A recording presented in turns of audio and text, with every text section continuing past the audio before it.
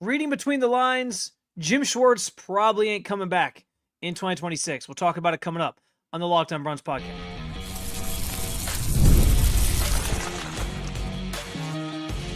You are Locked On Browns, your daily Cleveland Browns podcast. Part of the Locked On Podcast Network, your team every day.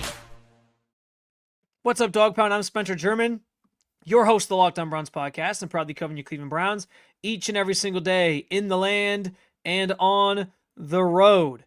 Yes, we heard from Todd Monken in his introductory press conference, and although he kept it open-ended in regards to Jim Schwartz's future with the team, if you read between the lines on what he said, it certainly feels like he won't be back next season. Plus, there's a lot of ambiguity around the quarterback room still after he spoke, and his vision for the offense is something that should get Browns very excited. I do want to thank you for being every day with the Locked On Browns podcast, making us your first listen every single day. Part of the Locked On Podcast Network, which is now the #1 sports podcast network, and that is thanks to you.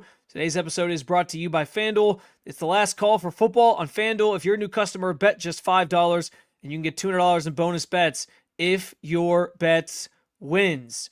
So we did hear from Todd Monken for the first time on Tuesday, and man, oh man, what a press conference it was. If we like to do, I think in Cleveland especially, we like to do grades for these things or decide if they won or lost the press conference. I'm not going to say it was a Freddie Kitchens situation, which honestly, maybe there's more history that says if you lose the press conference, it's better than if you win the press conference. But it wasn't Freddie Kitchens in that there wasn't some magical line that's perfect for a t-shirt, like if you don't wear orange or brown, you don't matter, which I know we love t-shirts here in Cleveland. But I thought he had a lot of pretty profound things to say, and I thought there were some things that he said that kind of revealed answers on some of the biggest questions that we have about this team, about the future, about the direction that he wants to take things. And first and foremost, at the top of that list is obviously Jim Schwartz. We have talked so much about Jim Schwartz. Can he come back? Can they mend fences? I talked about that on the earlier in the day Tuesday show. We know how he stormed out of the building as it was reported and how that all kind of went down. Well, I thought Todd Monken, while not giving you a definitive answer on whether or not Jim Schwartz will be part of the future or not, I thought what he said gave us the answer that we need in terms of what the future probably holds for Jim Schwartz. And there's a reason why. I'm going to play you this clip. I like using clips after big moments like this. I'm going to play you this clip. It's a little over a minute. And I want you to just listen to what he says when it comes to what is important about the defense. He also does say at the top of this clip, I will tell you, that he's going to stick with the same scheme, whether Jim Schwartz is here or not. And I think that's the most important thing that he got out of the way right out of the gate, was that he's sticking with the scheme. And it makes sense, right? For a guy that has done so much with offense, blending his offense towards his players' strengths, why wouldn't he feel the same way about his defense and trying to put them in the best position to be successful? It makes total sense that he thinks this way. But there's a couple key things that he says in this specific comment that should tell us all we need to know about Jim Schwartz's future in Cleveland. First off, my anticipation is we're not going to change the system. Very difficult to go against.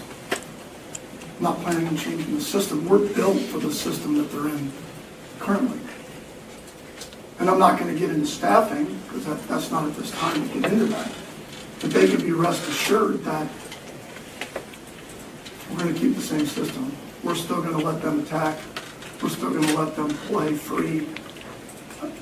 I can't see it another way. They're a big reason why I took this job. The defensive players. I didn't take this job because of Jim Schwartz. I have a lot of respect for Jim Schwartz, as I would hope he has for me. But I took it because of the players that are here, the ownership, Andrew Berry, and the ability to build this roster from the ground up on the offensive side. So, and I said this to the other guys. I didn't think I'd say it, but I'm going to say it. When I was preparing for the Cleveland Browns, I wasn't trying to chip Jim Schwartz. I was chipping Miles Garrett. And when I was sliding a protection to the outside backers or ranked up that they were blitzing off the edge, I was sliding the protection to players. And when I was worried about throwing to the right against Denzel Ward or Tyson Campbell to the left, that's who I was worried about throwing at.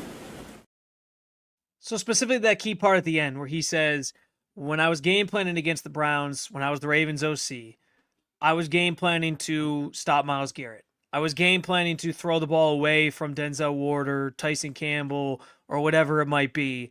I was not scheming and drawing things up to stay away from Jim Schwartz.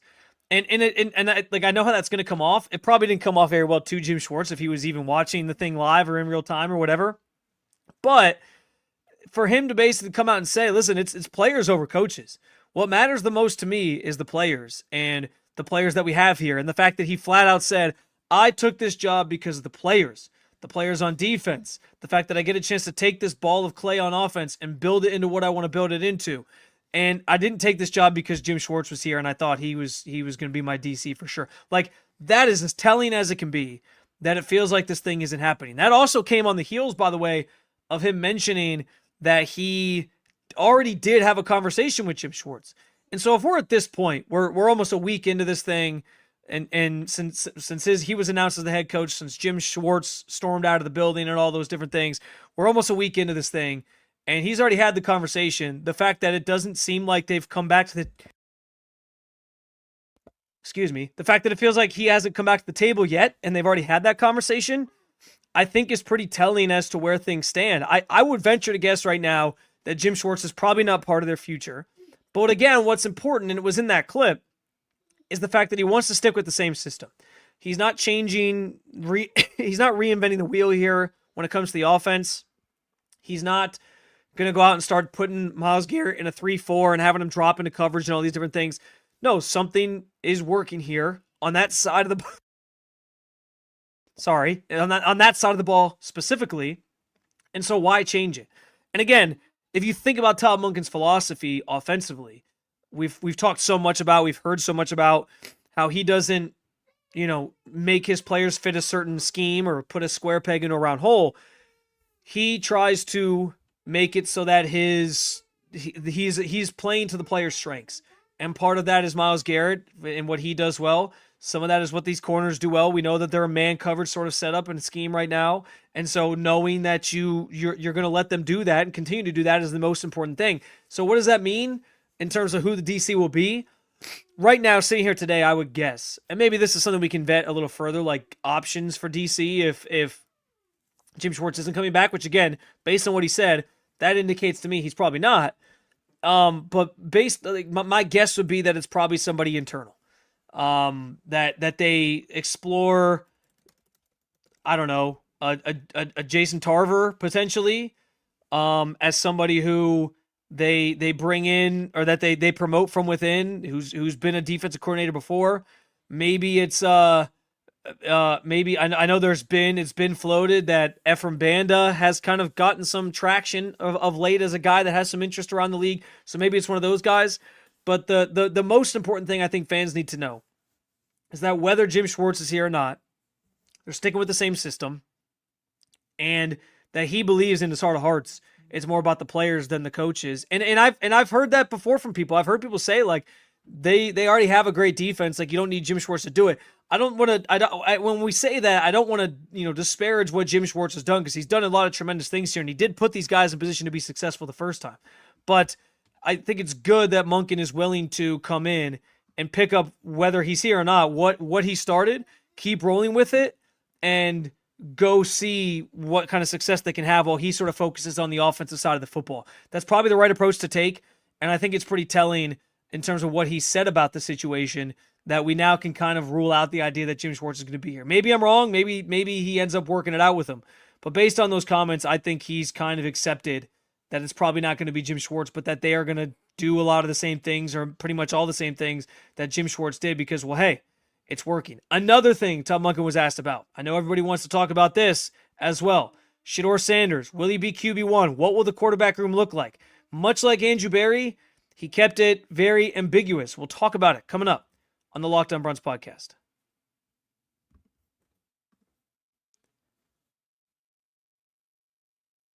Let's be real. No one starts a business for the joy of calculating taxes, withholdings, or managing payroll spreadsheets.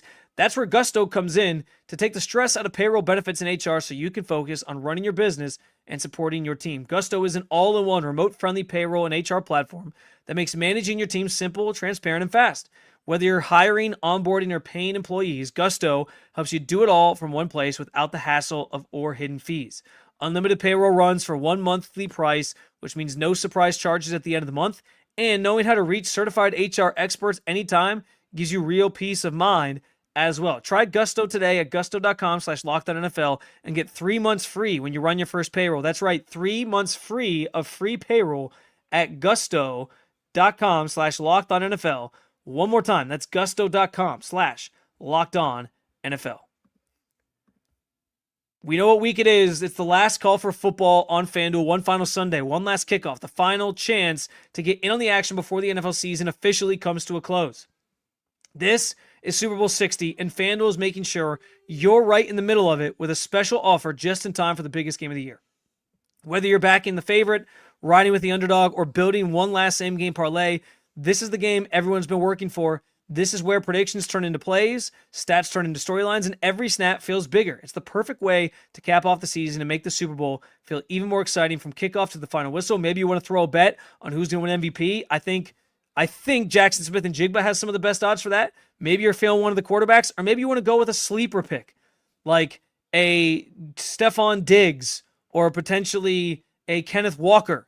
Those options are endless and available to you via FanDuel. If you're a new customer, just bet $5. You'll get $200 in bonus bets if you win. Make it count, because after the Super Bowl is over, the season is over. Last call for football on FanDuel, an official sportsbook partner of Super Bowl 60. Visit FanDuel.com to get started.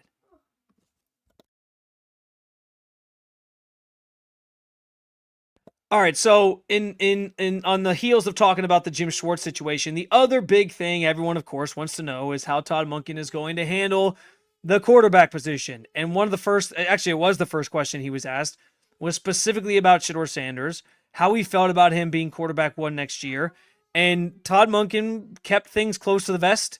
He would not reveal anything in the way of plans there, and I think that's probably the smart way to go about it. I want to play you his answer to that question, and I actually combined this with another answer he had too, because I kind of figured what he said is what he was going to say. Like, I didn't think he was going to give us anything definitive at this time. We'll talk about what that means, where they can maybe what they're going to do with the quarterback room, where they'll find options if they're going to add more. But I had written this down as a question I wanted to ask him too, was like, what traits is he looking for in a quarterback? And he highlights some of that in this longer form answer that I sort of strung together as well. This one's about 50 seconds total. But listen to what he has to say about that part too, because that will be and I think there's still more to find out there. Like, we need to learn more about some of the physical quarterback traits that he likes, because he takes this more from like a leadership standpoint. You'll hear what I'm getting at. But we need to listen especially carefully as we try to figure out how he wants to shape this room, to his answers on questions about what he really wants in a quarterback, because he's worked with so many different ones. So that's going to be key, I think, in the coming months as we try to assess what the quarterback room will look like, who they add, what types of players they want in that room. Those will be key things. But this is what he had to say when asked about Shedeur Sanders as quarterback one and his philosophy at the quarterback position. I think like any position on the team, that's still to be determined. Am I excited about Shedeur? Am I excited about all the quarterbacks in the room? Am I excited to coach this football team? Absolutely. I can't wait for them to get back and for us to get started. Well, I'm just going to start with personality traits. I mean, when you talk about who's going to lead this team, who has the it factor, who has those characteristics that the team wants to follow and believes in them because the ball's in their hand every day. This game's going to come down to 2-minute situations, 4-minute situations, where you've got to be able to execute at the high level. And we're just talking about some of the characteristics that you're looking for, let alone some of the physical traits that we'll get a chance to talk about later. So he brought up the leadership part of it and somebody who's going to lead the football team because of how much they touch the football. But the other thing he said was like, who has that it factor? And that's something I think we talk about a lot with quarterbacks, like who just, you see it and right? Like you feel like they're a winner. They have that, and it's funny, like as he says that, the first quarterback that I think of, at least on the Browns roster right now, and maybe there's other guys out there in the draft or whatever that you could point to, but at least that's on the roster right now. Shedeur is the guy that I think of that has the it factor. He's the guy that has that ability to like raise guys around him and get guys to play for him, and that people seem genuinely like invested in terms of his teammates and wanting to see what he can do. And there's just like a different juice that he brought to the offense this past year that other quarterbacks that started this year just didn't. He was willing to take those shots downfield. He was fearless in that way. He works hard. Like, to me, Shedeur has the it factor of all the quarterbacks on the roster right now. But that doesn't mean that, as he mentions that, there aren't other quarterbacks out there that he'll consider, or maybe somebody in the draft that he'll consider, that he believes is also a good fit for this team and who can maybe do similar things or show similar things. And like I said, we still have to hear more about the traits that they really, really want, like physical quarterback traits that they want from a player like in that position as well. That is something that's to be determined in terms of how he answers that question, how he feels about that question. We'll see what he ends up saying when he gets asked that again later. The next time we speak to him, probably at the combine, I'm sure he'll get asked about that again. I certainly am going to write that down as something I want to ask him anyway. So yeah, I'm fascinated to see what that part of it looks like. But in terms of like the guys on the roster right now, Shedeur sort of does have at least that it factor to me. Now that said, you heard the first part of the answer there as well. And he was asked point blank about Shedeur being QB1, and he kept it very open-ended. He wasn't committing to anything. It's very similar to the way Andrew Berry answered these questions, where he was asked, who's going to be the quarterback? And he essentially said, listen, we're going to leave that up to, a lot of that's going to be made by the next coach. We're not making any decisions on that right now, but we know there's going to be a lot of changes on offense. And honestly, guys, like, there's a lot we got to get to in terms of, because Monken spoke first, but then Jimmy Haslam spoke, Andrew Berry spoke. There's a lot to dissect from what they had to say too about the process, about what lies ahead. But I wanted to focus this episode specifically on Monken's press conference on Tuesday. So we'll save those for another day. Probably tomorrow we'll talk about those things some more. But as far as like Monken is concerned and his answer to that question, it was what you sort of should have expected. That he's not committing to anyone. He's ready to work with these guys. They're going to have to earn it. And it does kind of set the stage, at least in my mind, that this probably is going to be another kind of open competition this year. Only the difference is last year was a quote-unquote four-way competition. It didn't really feel that way, and Shedeur didn't really get the fair shake that people thought he should or that he probably deserved. And so then it led to what we saw play out during the season. I think in this instance, like, Shedeur's one of the top options in this competition, and he's just got to go and earn it over somebody else that maybe they bring in externally, or Deshaun Watson or whatever that's going to look like. So I am certainly interested to see how they structure this thing, how they set it up, find out more about the types of traits that Todd Monken looks for in a quarterback, because he's had so many different quarterbacks throughout his tenure in his career as an OC that he's worked with, that, it's a very valid and interesting question that deserves to be answered and needs an answer. But right now, he's not committing to anybody. And that is the way that they should approach this thing. Todd talked a bunch throughout this press conference. And it was actually in one of the clips with the Jim Schwartz conversation. Like, he talked so much throughout this press conference about being able to build the offense and it being almost this ball of clay where he can shape it how he wants to and build it from the ground up, and how that excited him about this job and is one of the reasons he wanted it. So understanding that thought process, and then that's something he's embracing, he's excited about with this team, I have to imagine that includes quarterback. Like, there's like no option is off the table right now when it comes to that position, because he's building this thing sort of from scratch and trying to find the best option to lead this group with whatever it's going to look like come next season, right? And it is going to look a lot different, because Andrew Berry talked again a lot about so much turnover on the offensive side of the ball. We can expect that to happen this offseason, but quarterback is part of that, and we just don't know yet what it's going to look like, and Todd wasn't willing to commit to anybody. So just keep that in mind. It's not a shock that he would leave it open-ended or ambiguous that way. I think it's probably the best way to handle it, because if you're a new coach coming in, you can't really tie yourself to anybody yet. Like, this isn't a situation where you have like a Josh Allen here or a Patrick Mahomes here. You got to see this thing through. You got to coach guys up. You got to let them kind of duke it out a little bit, and you got to make some key roster decisions before you really get a sense of what you want to do with that position. So it's the best case scenario is not to guarantee anything to anybody right now, and we'll see how it gets sorted out. But anybody who thought that this was just going to be, them declaring somebody from day one, and again, I talked about this in another episode. I do think in general it's a good thing for Shedeur Sanders that Todd Monken is here. We saw the video of him talking about how they wanted to draft him in Baltimore last year. I think that bodes well for him having a legitimate chance to be the guy and be the starting quarterback and win that job. I'm not saying that that's not true. But I also do think that Monken has to he has to keep himself in the mindset right now of everything is a question on offense right now, aside from maybe a few things. Quinshon Judkins, your lead back. Harold Fannin.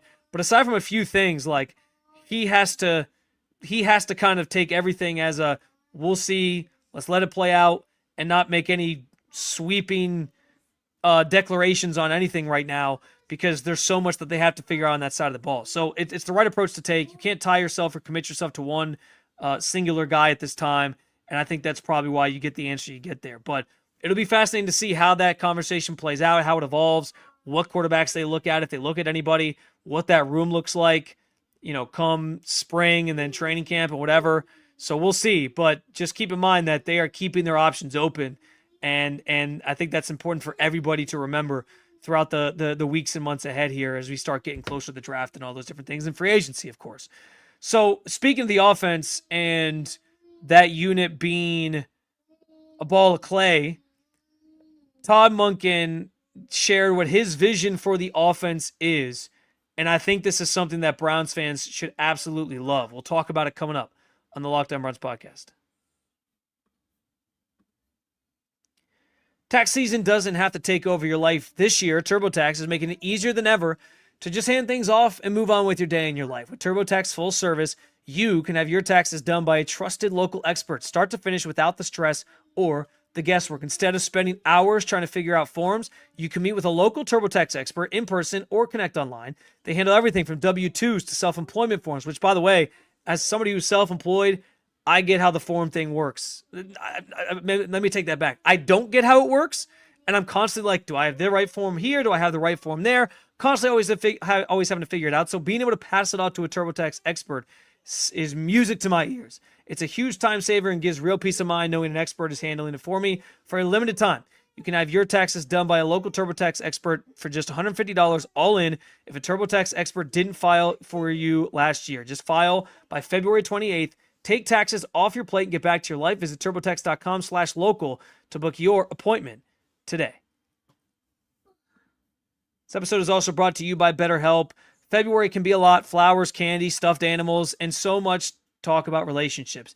And it can honestly feel like everyone else has it all together in their love life. But here's the truth. Whether you're married, dating, or single, or just focusing on yourself, most people are still figuring it out. And no matter where you are in your romantic journey, therapy can help you find your way. It can help you clear what's on your mind. If things feel heavy, you can take some pressure off of yourself. It's easy to assume that everyone has a perfect relationship, but most people are still working through things. Therapy can help you recognize the patterns that might be weighing down your relationships. It can also help you communicate better, set healthier boundaries, and stop carrying everything alone. Even as somebody who's married myself, I know how important these things are, communication being so valuable, and sometimes you just need a little extra help in your life. BetterHelp has licensed therapists in the U.S., and they do the initial matching for you, so you can focus on your goals. And if you want to switch therapists, you can do so at any time. Sign up to get 10% off at betterhelp.com/lockedon. That's BETTERHELP.com/lockedon. All right, so the final thing that I really wanted to hit on when it came to the Todd Monken press conference and what he had to say for his introductory press conference, and it was basically about, like, he was asked about what his vision for the offense is, and I think this answer was awesome. This is one instance where I don't have the clip cut at this point, so unfortunately I can't play it for you, but I'm going to read it for you here because he was straight up asked, like, what is the vision for your offense? And I talked about this on my Tuesday morning show. The idea that, like, he's creative. He has these different personnel groupings that he brings to the table. He tries to get different guys the ball and show you some different looks and all these different things. And I think that was sort of shared or revealed in this answer. He said he gets the question all the time, what system do you run? What is that? And he said, I'll try to phrase it. And the way I try to phrase it is to score any way possible.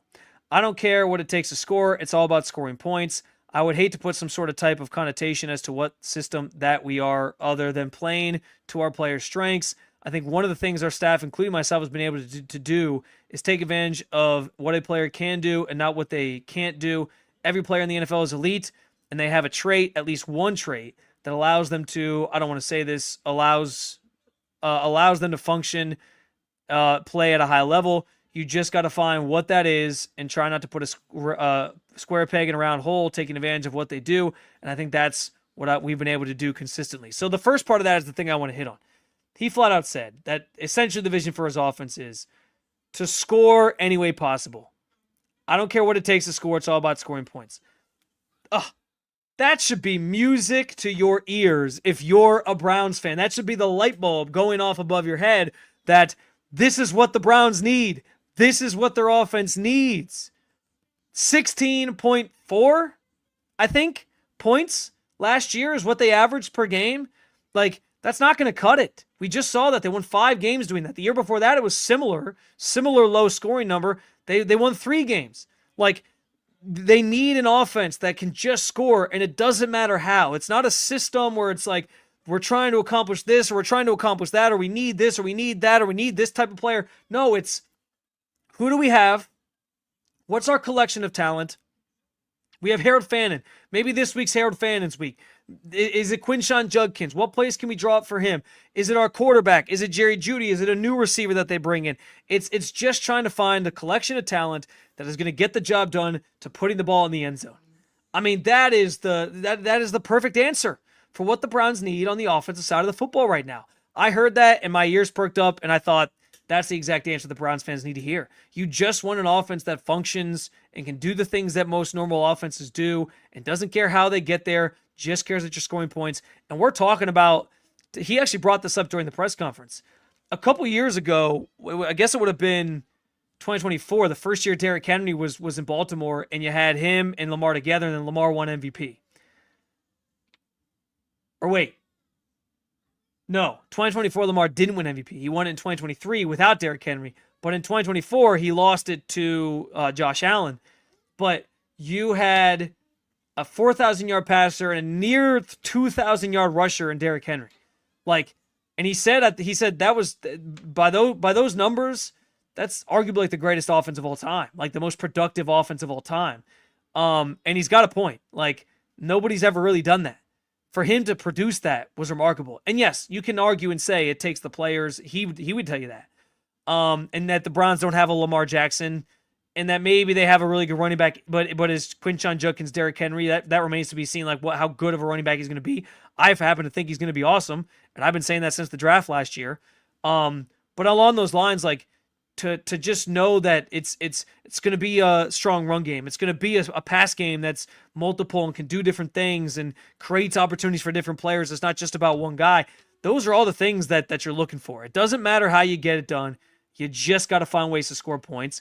And that was something that's been lacking the last 2 years with this offense. They could not do that.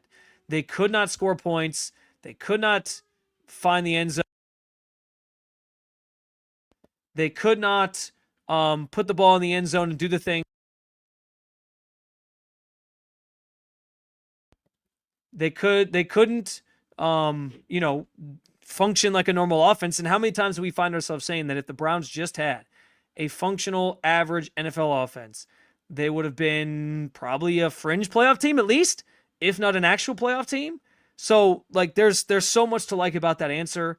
There's so much to like in terms of what Todd Monken brings to the table as an offensive mind and an offensive play caller. He did mention in that answer that I read that it's all about players for him, players over plays, and doing what players do well. He used the term that I use, fitting square pegs in round holes. Like, he's not in the business of that.